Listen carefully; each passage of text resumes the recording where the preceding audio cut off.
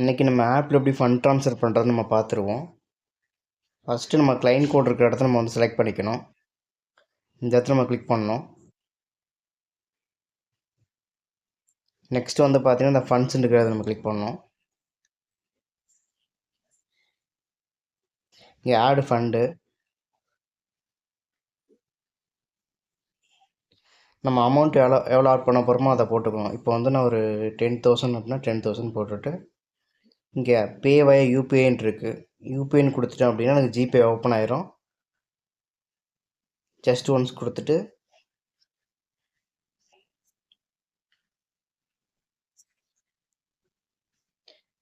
பேமெண்ட்டை போட்டு ஓகே கொடுத்துட்டேன் அப்படின்னா எனக்கு வந்து பேமெண்ட் ஆகிடும். ஒரு 5 to 3 மினிட்ஸில் வந்து பார்த்தீங்கன்னா உங்களுக்கு வந்து ஃபண்டு ஆட் ஆயிரும். டேரெக்டாக நம்ம வந்து அப்படியே நம்ம ட்ரேடிங் பண்ணிக்கலாம். இப்போ நம்ம ஸ்கிரிப்ட் எப்படி ஆடணும் ஒரு இதில் பார்த்துருவோம்.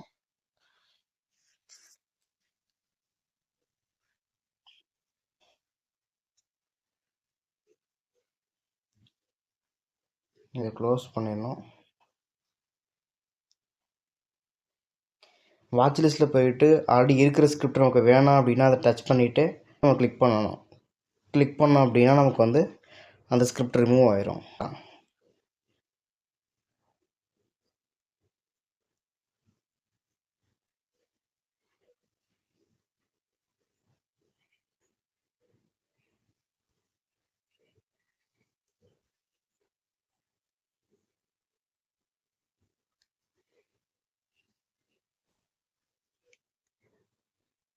இப்போ நமக்கு வந்து பார்த்திங்கன்னா வந்து நிஃப்டி 25,400 சி நம்ம ஆட் பண்ணிக்கிறோம். ஆட் பண்ணிவிட்டு நம்ம வந்து பார்த்திங்கன்னா இந்த கிளிக் பண்ணிவிட்டு இங்கே ஒரு ஆப்ஷன் நமக்கு வந்து இருக்கும். மூணாவதாக இதை கிளிக் பண்ணோம் அப்படியே நமக்கு ஆப்ஷன் செயின் ஓப்பன் ஆகும்.